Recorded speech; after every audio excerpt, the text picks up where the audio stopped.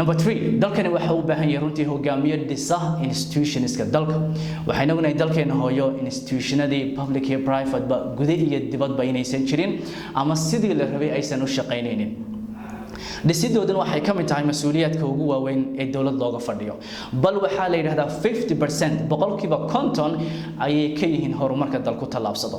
institutionadu iyaga ayaa dalalka qaarna ka dhiga developed nations kuwa kalena ka dhiga underdeveloping nations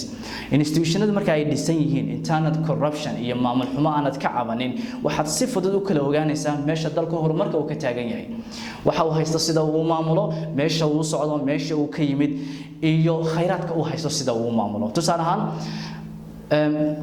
resourceska iyo khayraadkaagu ha yaraado habato ina taqaana meesha uu ka soo galo halka uu ku baxo yaa gacanta ku haya sidee loo maamulaa ma la isku xisaabtami karaa iyo processingka uu maro from one point to the another waxa institutionadu ay faa'iideeyaan waxyaabaha kale ay faa'iideeyaan waxa ka mid ah institutionadu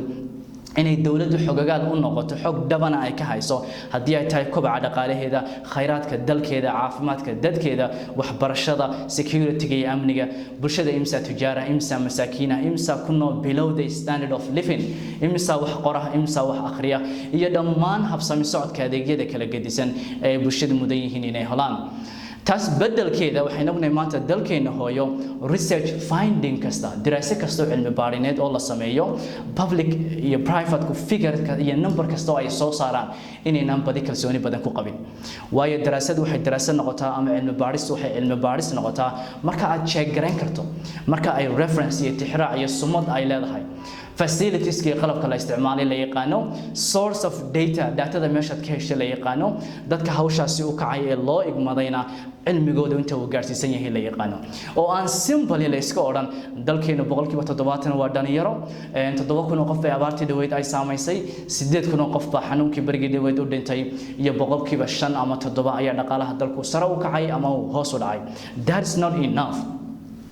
waxyaabaha kale ay faa'iideeyaan waxa kamid ah institutionadu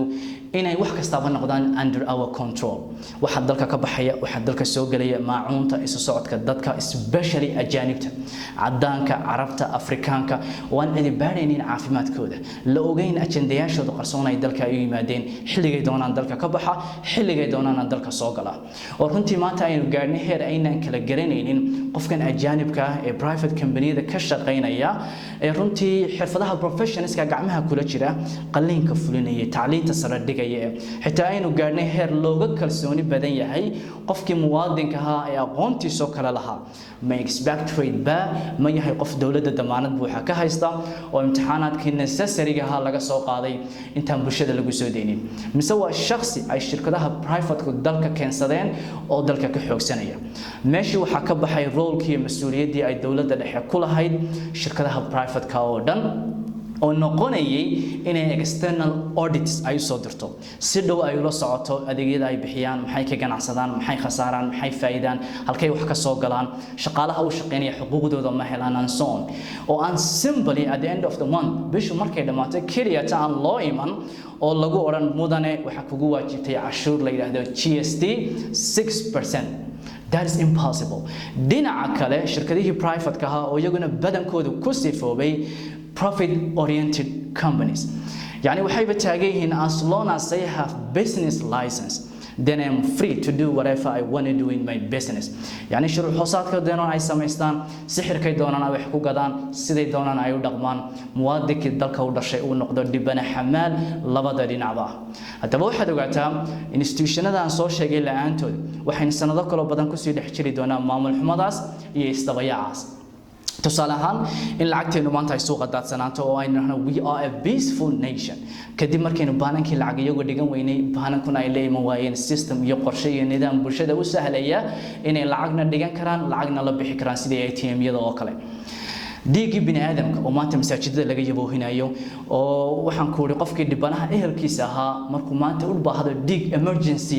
inuu masaajidka tago oo dhiig emergency uu ka yaboohiyo una waayi karo most of the time kadib markii goobaha caafimaadku ay ku fayl garoobeen in dhiig emergency-ga ay u talaagadaha ku kaydsanaado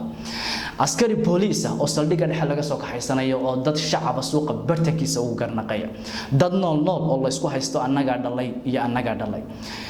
tirakoobka bulshada oo sanad walba mashruuc lagu soo qaadanayo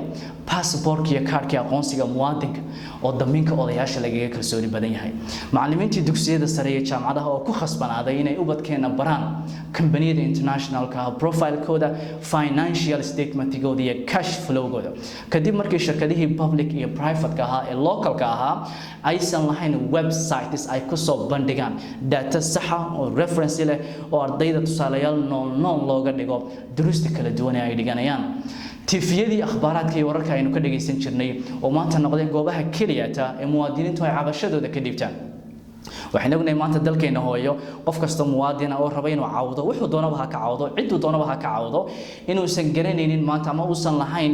meel uu caawdo iyo cid uu ka caawdo toona iyo cid uu caawdo toona aan ka ahayn inuu tifiyada ka hadlo oo markaas uu tifiyada markaas warkiisa ka baahiyo